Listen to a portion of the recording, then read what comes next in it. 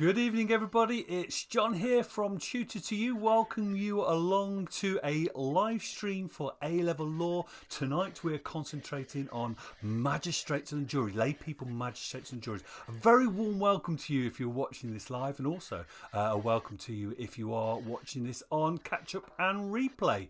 Now, if you've not been to one of these live streams before, what we've got for you is about 25 to 30 minutes of fairly fast-paced activities where we're going to be presenting you with a series of questions, and we would like you to respond. If you are watching this live, we would love to see your answers to the questions in the chat window, so do join in if possible. Now, it's not me actually asking the question tonight. I'm just here with pressing the buttons. I've got two proper experts with me. I've got Gemma on the left hand side of the screen and Rabina on the right hand side of the screen. Good evening to you both. Hi. Hi, good evening everyone.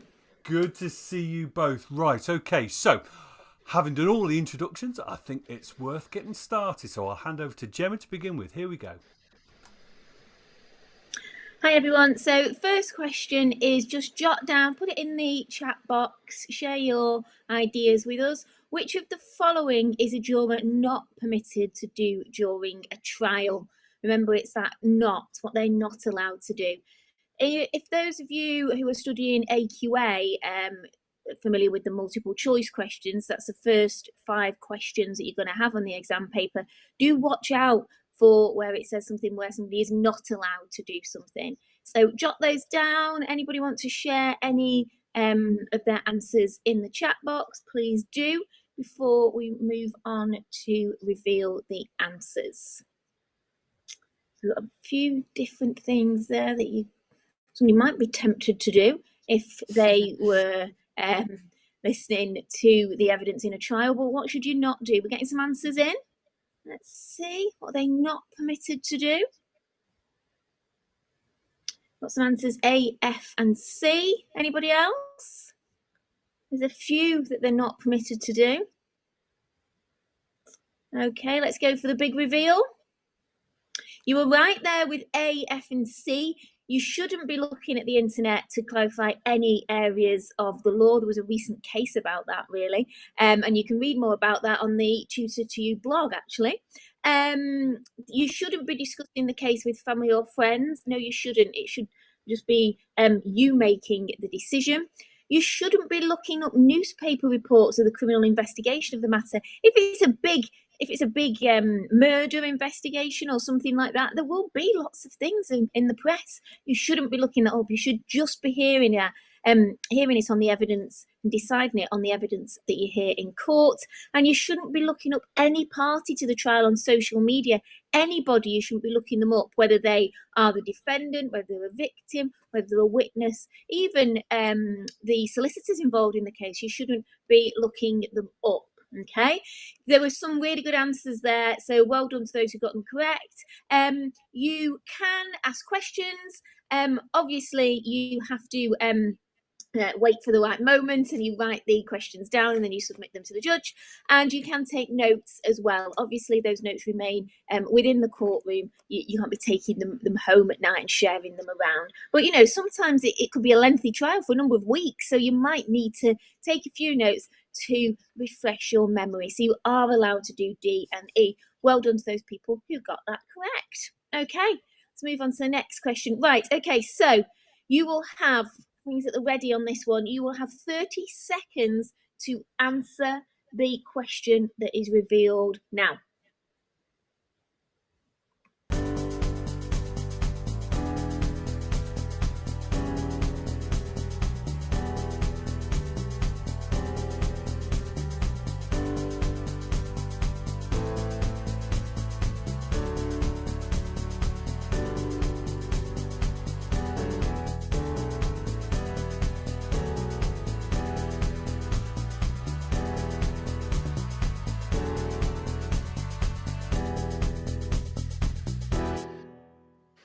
Now that's a bit of a mean task there, because I'm sure you were writing things down furiously. I could have given you 3 minutes there, and I don't think you could have written enough down there. But we are getting some answers through, so well done. I'll share those.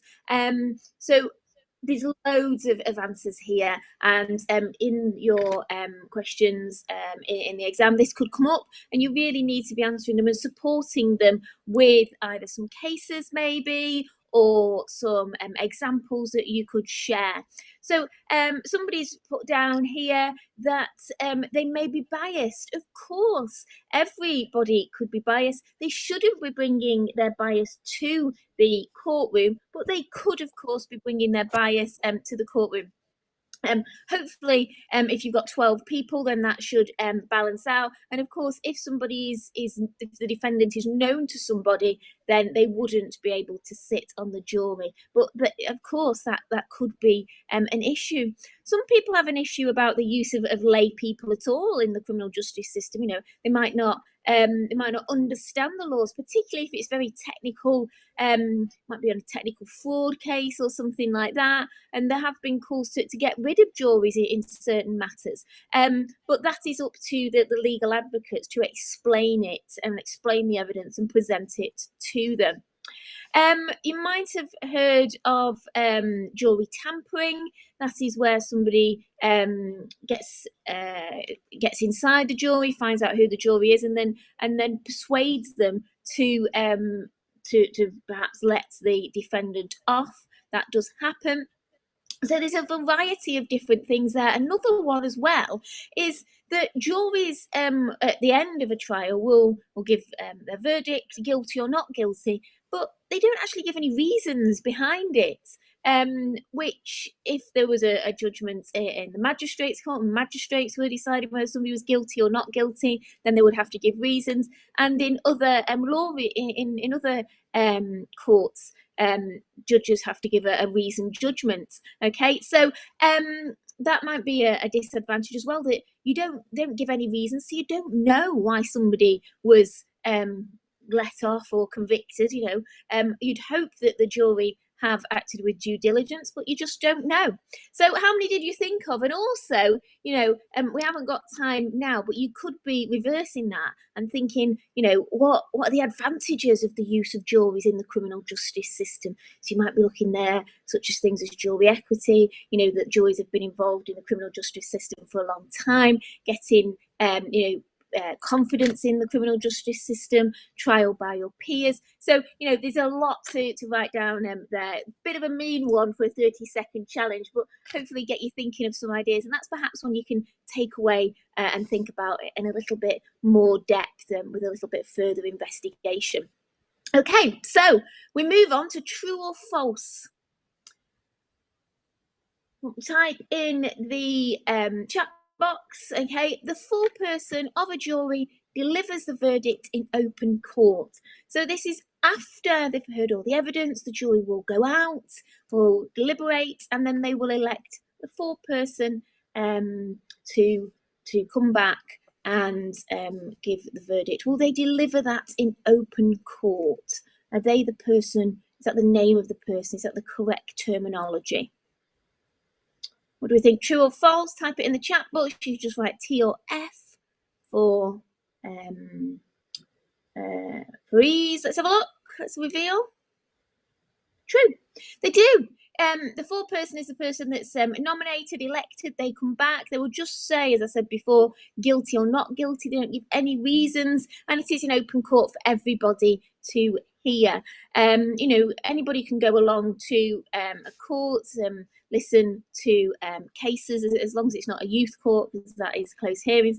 And you know, it is for everybody to hear, and that's why we get press going in and we get reports of what has happened in the courtroom, because we don't allow filming in there, but of course somebody could go in and then report on it afterwards. Okay, next question. We've got a few true or false coming up.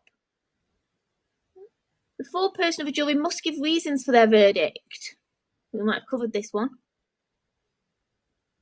True or false? Anybody?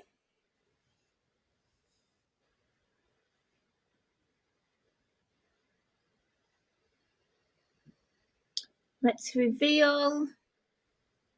It is, of course, false, and that was one of the disadvantages of the jury system. They don't have to give reasons. They just come back in and they simply say guilty or not guilty.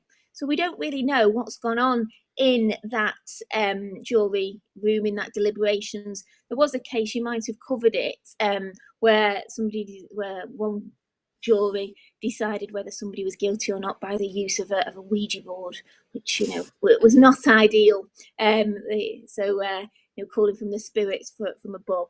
So you'd hope that it would be well considered, but if they're not giving reasons for their verdicts, then you just don't know, do you? Okay, next one. Oh, you do not need to be registered to vote to be selected for jury service. So, jury service, how are you selected for jury service? What happens?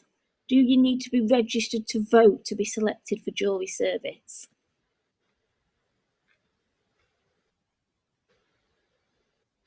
Would that be a welcome letter to fall on your door telling you that you've got to go and do jury service? Would you like to do it, or would you not like to do it?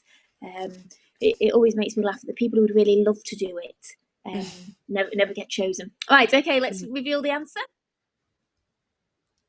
You do not need to be registered to vote to be selected for jury service is false. You do need to be registered to vote to be selected for jury service because you are selected from the electoral roll. And there are some other criteria, but you do need to be on the electoral roll. And after that, a jury summons will fall through your letterbox if you are one of the lucky people to be chosen to do that very important civic duty. Okay, next question. 4. Juries must always deliver a unanimous verdict. So 12 people on a jury, they must all agree. Is that true or false?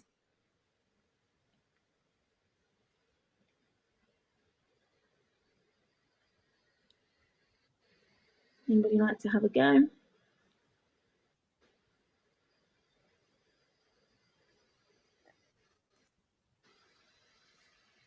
Let's reveal. False. Somebody got it right there. Well done.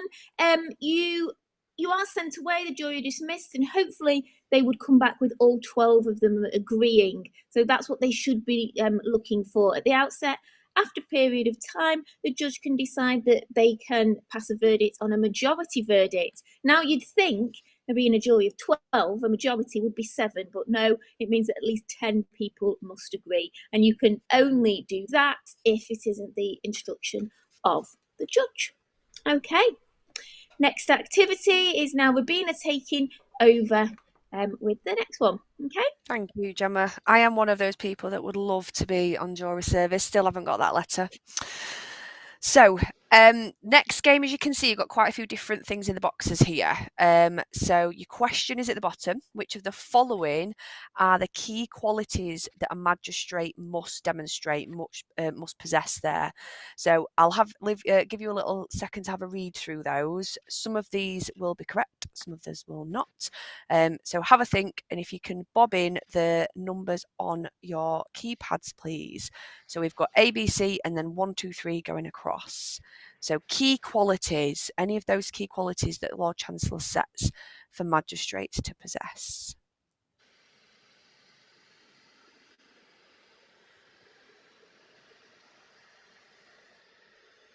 Seeing a couple stats come through.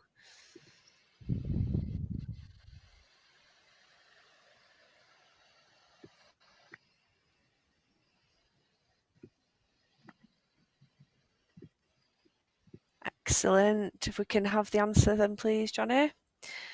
So, quite a few here that you can see. So, there's 6 key qualities that we judge all our magistrates on to ensure that they do possess these qualities.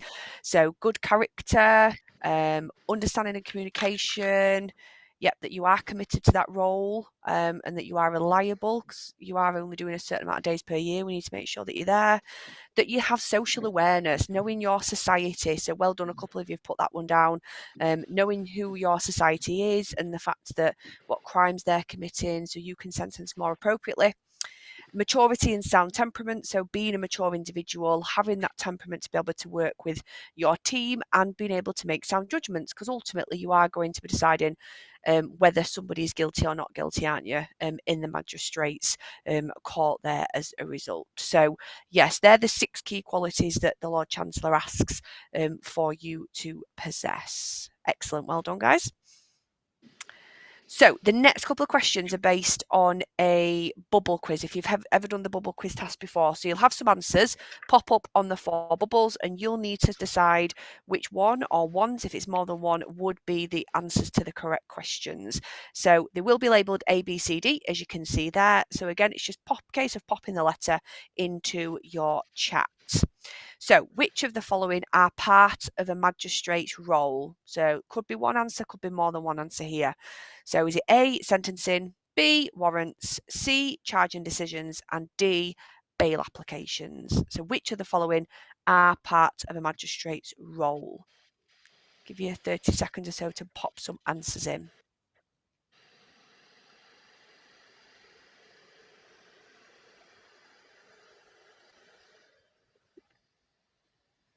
Couple coming through.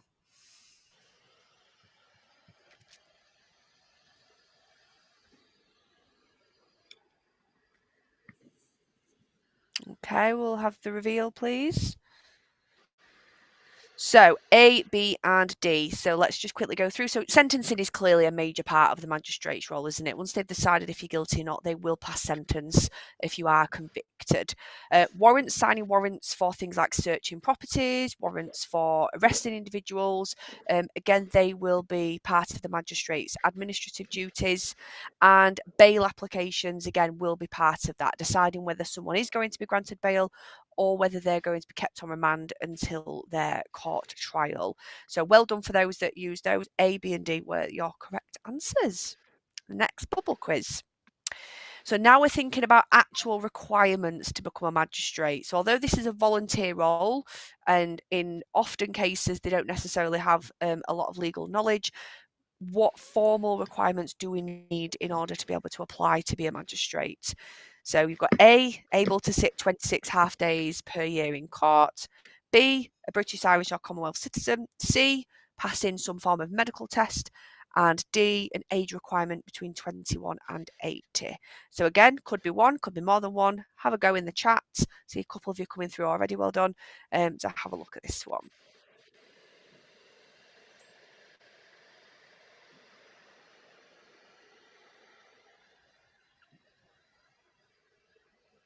Okie doke, we'll go through the reveal. And yeah, just the first two. So well done, a couple of you got that one there. So yeah, 26 half days per year or 13 full days per year that you'll need to be able to sit. Just averages, just over one per month that you'll be able to look at there. British, Irish or Commonwealth citizen, yeah, exactly, because you are going to be looking at cases not only in your local area, but they are England and Wales cases, aren't they? So making sure that we have got citizenship to be in the country. Don't need to necessarily pass the medical, but of course, as you've seen before, we need to have this reliability of the individuals, and the age range is not 21 to 80. The age range recently changed and it's now 18 to 75, isn't it? Retirement at that 75 point. Same as juries. Well done.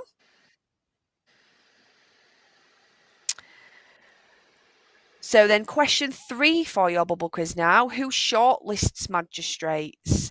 So where is it that you're going to be applying to? That's your body that will shortlist you. And then if you are successful, the senior presiding judge will actually give you your post. So who is going to shortlist you? The Legal Advisory Committee, the Crown Prosecution Service, the Lord Chief Justice, or Magistrates Court Service? Again, A, B, C, D, could be one, could be more than one. Just pop into the chat like you have.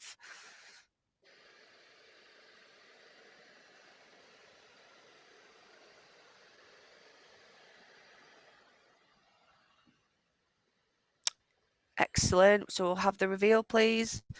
Yeah, well done. It is the local advisory committee, isn't it? You apply to them first, and it will be them that would then shortlist you once you've done your interviews to the senior presiding judge. So yeah, well done for that one, guys. A few of you got that one correct.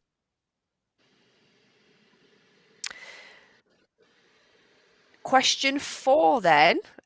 So you are called for jury service, but you are in the middle of your A-level exams. So fast forward a few months, you're in the middle of sitting these papers. How would you be able to try to get out of doing that jury service?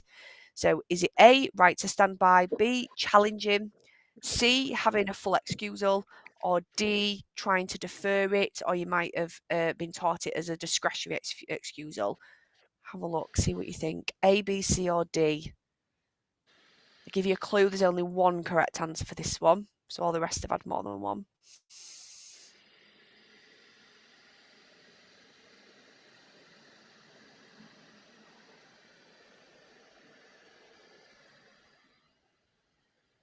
Okie doke, and we'll go through.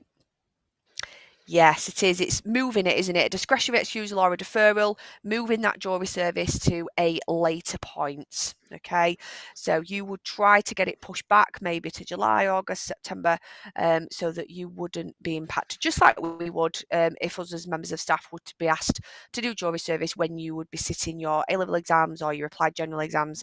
We would ask to move it to a later date. Yeah, a full excusal, C, would be not sitting it at all.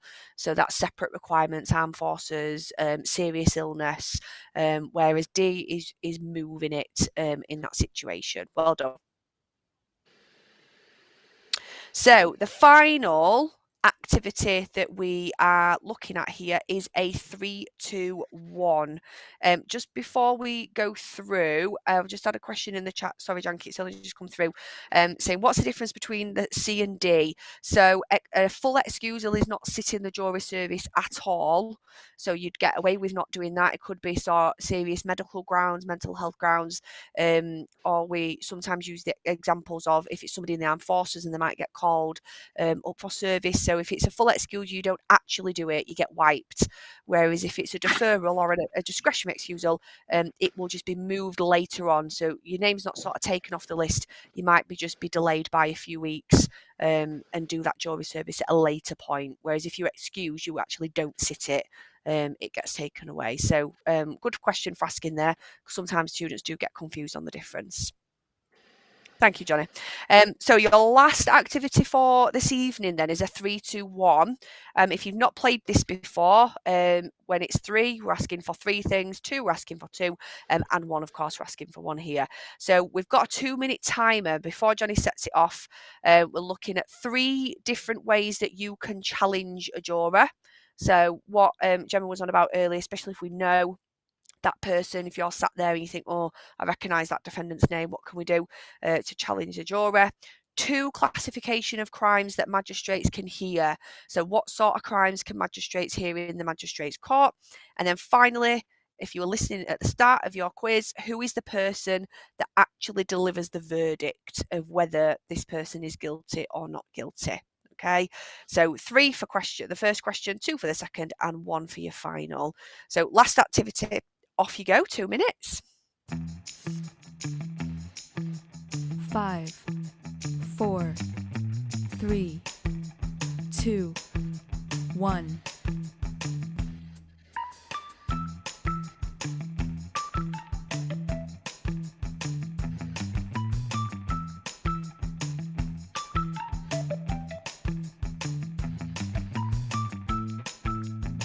Got some coming in.